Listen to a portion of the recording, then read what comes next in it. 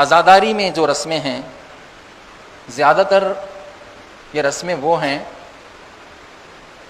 جو دشمنوں نے اہل بیت کے ساتھ کی، وہ چیز آ کے رسم بن گئی. اہل بیت نے جو کام کیا وہ رسم نہیں بن سکی. امام حسین نے ظالم کے خلاف قیام کیا، ظالم کے خلاف قیام رسم نہیں بن سکی.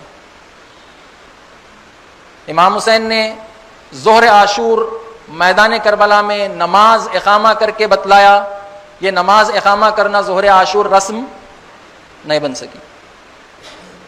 رسم بنی کیا؟ وہ چیزیں جو دشمنوں نے اہل بیت کے ساتھ کی.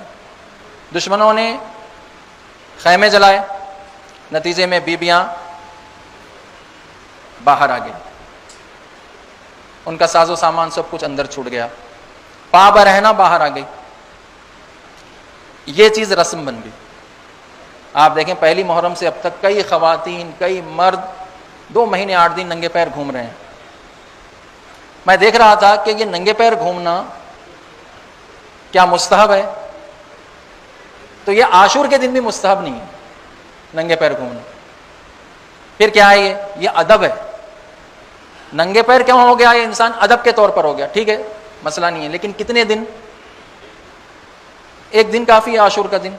لیکن اگر مسلسل انسان 2 مہینے 8 دن ننگے پیر پھر رہا ہے، اور وہ سڑکوں پر جہاں پر ہر 10 میٹر کے فاصلے پر ایک گٹر ابل رہا ہے نجاست کا، اور پھر وہی پانی لے کر مجلسوں میں جا رہا ہے، اور خواتین بالخصوص خواتین ننگے پیر گھوم رہی ہیں.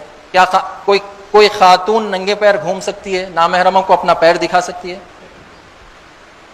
اگر خاتون کوئی عورت نماز بھی پڑھ رہی ہو اور اگر کوئی نامحرم اس کو دیکھ رہا ہو تو پیروں میں ساکس پہننا واجب ہے اس کو. نماز کی حالت میں اگر کوئی نامحرم اس کو دیکھ رہا ہو تو عورت کو پیر میں ساکس پہننا واجب ہے. تو 6 بسا ان کے سڑکوں پر 2 مہینے 8 دن ننگے پیر پھرتی رہے عورت. ان کے مردوں کو کیا ہو گیا؟ ان کے مردوں کے عقلوں پر پردے پڑ گئے. مرد کو اتنی عقل نہیں ہے کہ اپنی بہن کو، ماں کو، بیٹی کو، بیوی کو ننگے پیر باہر بھیجے. اگر وہ ننگے پیر باہر آنا بھی چاہتی ہے تو اس کو پیر میں ساکس پہننا ضروری ہے. اور اس بات کا پہلے تو ادب ایک ہی دن کا کافی ہے کیونکہ وہ عمل نہ مستحب ہے، کہیں لکھا ہوا نہیں ہے ننگے پیر گھومو. اچھا آپ نے چپل تو اتار دیا، منہ میں سے گٹکا نہیں چھوٹا، ہاتھ سے سگریٹ نہیں چھوٹا، منہ سے گالی نہیں چھوٹی، زبان سے غیبت نہیں چھوٹی، نماز کے پابند نہیں ہوئے، ترک نماز نہیں چھوٹا، صرف چپل چھوٹ گئی.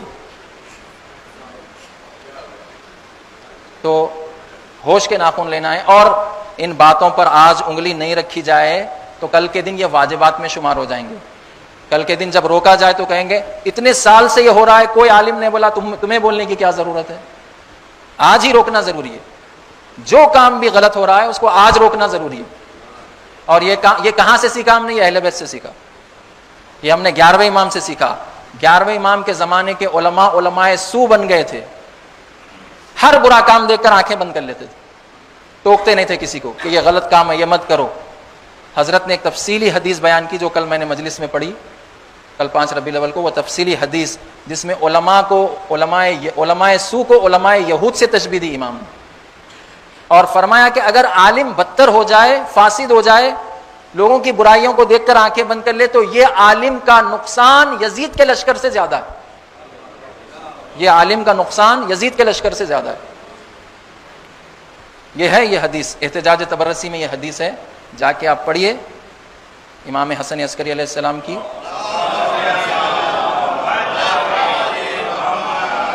گفتگو کا خلاصہ یہ ہوا کہ ائمہ کو اللہ نے پاک بھیجا. کل یہ بات میں نے عرض کی تھی، آیت تطہیر، ائمہ کو اللہ نے اہل بیت کو پاک کیا. کس لیے پاک کیا؟ ہم سے اس کا کیا تعلق ہے پاکیزگی کا؟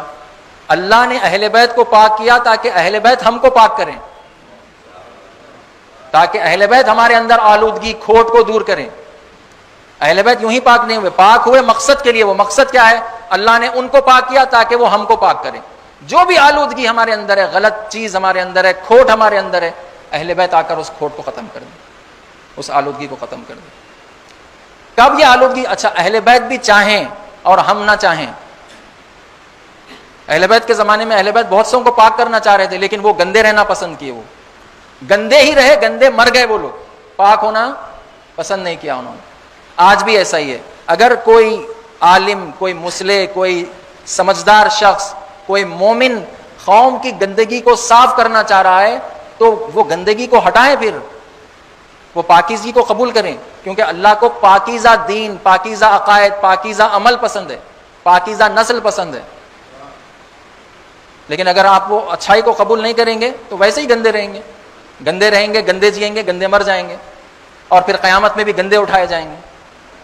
لیکن جو شخص پاکیزگی کو قبول کر لے وہ زندگی بھی پاکیزہ گزارے گا، اس کی نسلیں بھی پاکیزہ ہو جائیں گی، اس کے عقائد عمل سب پاکیزہ ہو جائے گا، اس کی پوری زندگی پاکیزہ ہو جائے گی. قیامت کے دن جب اٹھایا جائے گا تو پاکیزہ لوگوں کے ساتھ اٹھایا جائے گا، اہل بیت کے ساتھ اٹھایا جائے گا.